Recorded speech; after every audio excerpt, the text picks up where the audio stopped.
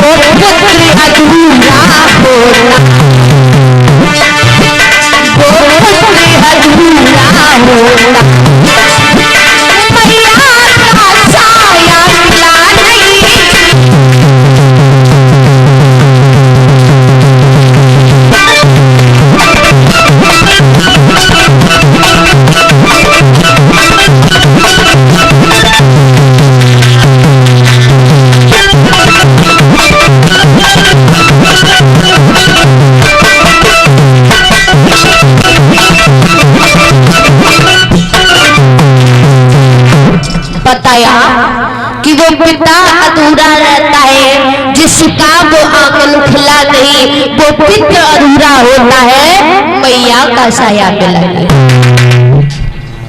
तो इधर मेरे प्रिय श्रोताओं, महाराज उत्तानपाद के घर में कोई संतान नहीं है। जब कोई संतान नहीं है तो एक बार महाराज उत्तानपाद को चिंता हुई। जब चिंता हुई और गोस्वामी तुलसीदास बाबा जी ने चौपाई में लिखा क्या कि एक बार भूपत मन माई और दीन विचार मोर सुतन। एक बार सोचा, विचार किया कि मेरे कोई संतान ही नहीं है। तो महाराज को चिंता हुई। और मेरी प्रिय श्रोताओं, एक बात याद रखना, चिंता बहुत बुरी होती है। अगर जिस व्यक्ति को चिंता लग जाए तो समझ लेना जैसे गेहूं में घुन लग जाता है ना, तो घुन गेहूं को पोला कर देता है। कैसे ही व्यक्ति पोला हो जाता है लेकिन किसी से कह नहीं सकता है। और बताइए ये चिंता होती क्या है?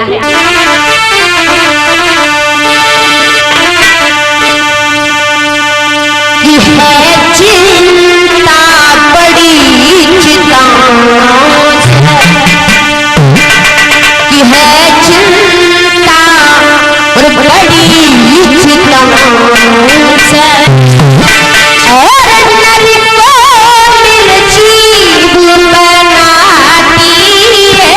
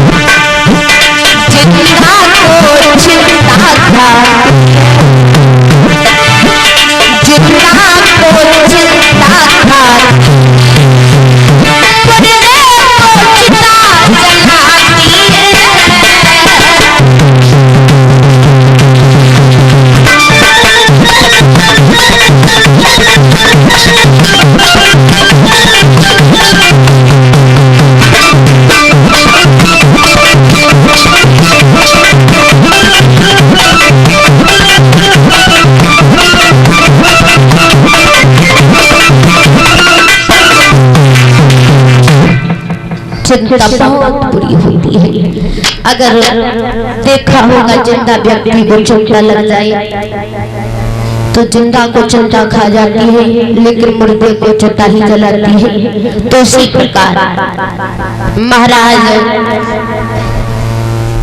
उनतान बात को चिंता होने लगी।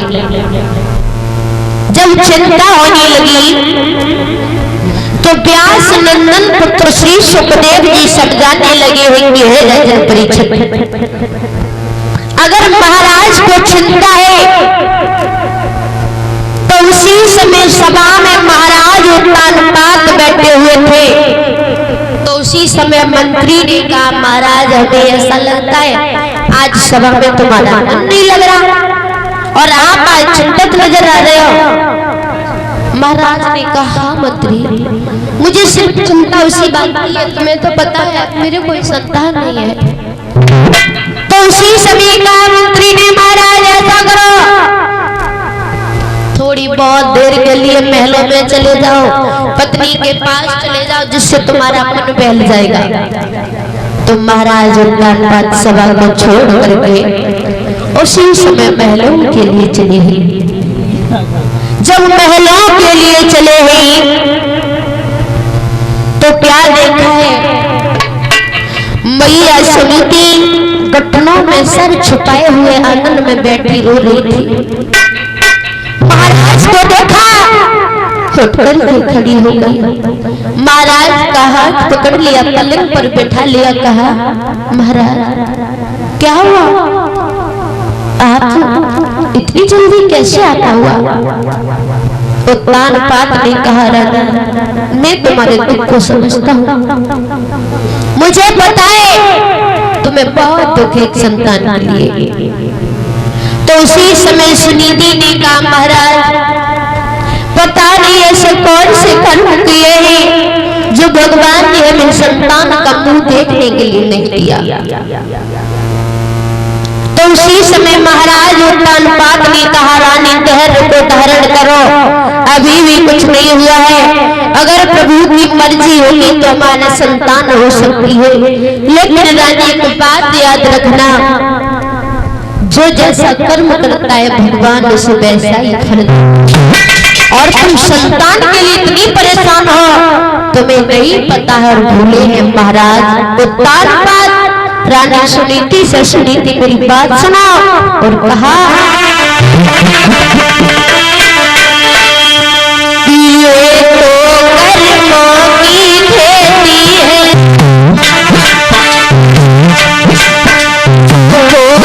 होएगा पाएगा,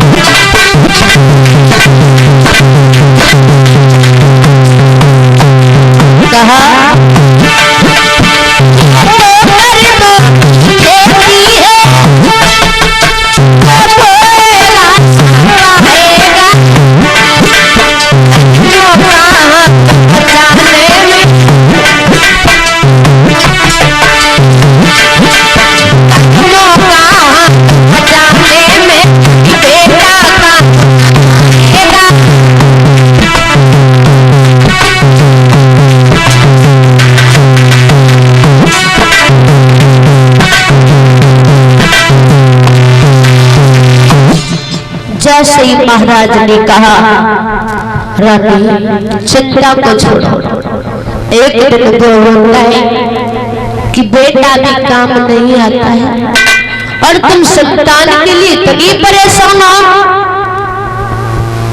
रानी सुनीति ने कहा, पिया तुम्हें नहीं पता है, अगर मैं बाहर निकल जाती हूँ तो स्त्रियां मुझे बांझ की दृष्टि से देखती है, मुझे गालियां देती है, बुरा भला कहती है। इसलिए महाराज मैं कहती हूँ अगर पुत्र नहीं हुआ तो प्रभु मुझे बेटी दे देता, मेरा नाम चल जाता। तो उसी समय कहा, रानी रो लो, धैर्य को धारण कर लो। कहा, महाराज मैं रो तो क्या करूं, मेरे पास रोने के अलावा कुछ नहीं है। मुझे सबसे ज्यादा इस बात की चिंता होती है कि मेरी दुनिया की दौलत है, दुनिया की संपत्ति है, और महाराज आगे चलकर किस राज गद्दी का मालिक कौन बनेगा। तो उसी समय मैया सुनीति ने महाराज के दोनों हाथ जोड़े और कहा, पिया मैं तुमसे एक बात कहना चाहती हूँ, अगर तुम्हें बुरा ना लगे तो। कहा है, कहिए क्या कहना चाहती हो। तो उसी समय सुनीति ने दोनों हाथों को जोड़ा, आंखों में आंसू लेकर के कहा, पिया मेरी बात सुनो, और रोकर के बोली है,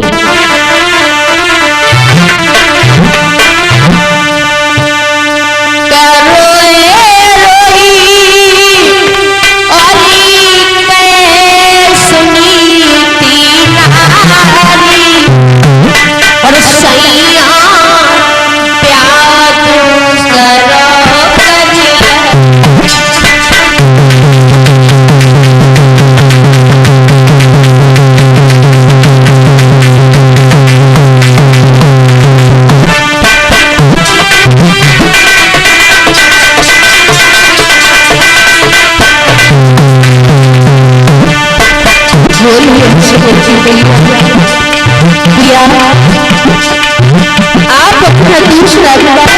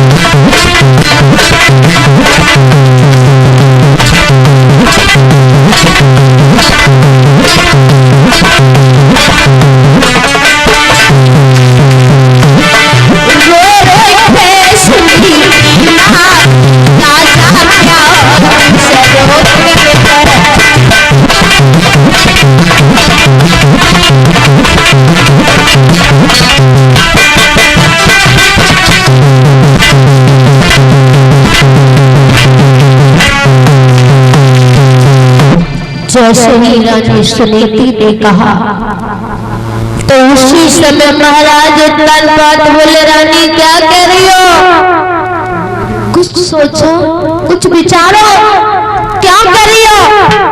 कहा, महाराज मैं सच कह रही हूँ, आप अपना दूसरा विवाह कर लो, क्योंकि मेरे संतान नहीं हुई, तो जो दूसरी आएगी अगर उसमें संतान हो जाएगी महाराज तो तुम्हारा नाम चल जाएगा। उसी समय महाराज पाठ ने कहा, क्या पागल हो, अरे कौन ऐसा हो सकता है जो अपने हाथों से अपने पैर में कुल्हाड़ी जीते जी खिलाड़ी मार कहा बिल्कुल नहीं करेंगे मैं ब्याह दूसरा। महाराज क्यों नहीं करोगे? कहा रानी तुम्हें नहीं पता है जिस घर में एक एक नाली बहती है, सौत के आने के बाद दो दो नालियां बहने लगेगी, इसलिए मैं विवाह नहीं करना चाहता। और उसी समय का रानी आप दूसरा विवाह करने की कह रही हो? बिल्कुल नहीं, मैं सौत को नहीं देखना चाहता हूँ। इससे तो भगवान मुझे मौत दे दे, जो मौत एक बार आएगी लेकिन सौत दिन रात चलाएगी। इसलिए प्रभु मुझे मौत दे दे लेकिन मुझे सौत नहीं चाहिए। तो उसी समय मेरे भगवान श्रोताओं रानी ने दोनों पैरों को पकड़ लिया महाराज की। कहा महाराज आप मेरी खातिर दूसरा विवाह कर लो। आप जो सोच रहे हो वो कभी नहीं होगा। हम दोनों कभी आपस में नहीं लड़ाई झगड़ा करेंगे, बड़े प्रेम के साथ रहा करेंगे। और महाराज जो दूसरी आएगी ना उससे मैं अपनी छोटी बहन समझूंगी, उसे छोटी बहन का प्यार दूंगी। महाराज कर लो। उत्तानपाद बोले क्यों पागल हो गई हो? अरे रानी बन करके रह रही हो और बांदी बनना चाहती हो? कहा महाराज मैं बांदी भी बन जाऊंगी लेकिन आप शादी कर लो। तो उसी समय मेरे भगवत श्रोताओं जब रानी सुनीति ने बहुत ज्यादा कहा है महाराज उत्तानपाद को विवश कर दिया है, तो महाराज उत्तानपाद विवश होकर के हाँ कर देते हैं, दूसरा विवाह करने के लिए तैयार हो जाते हैं। तो मेरे भगवत श्रोता याद रखना महाराज उत्तानपाद ने अपना दूसरा विवाह छोटी रानी सुरुचि के साथ किया है।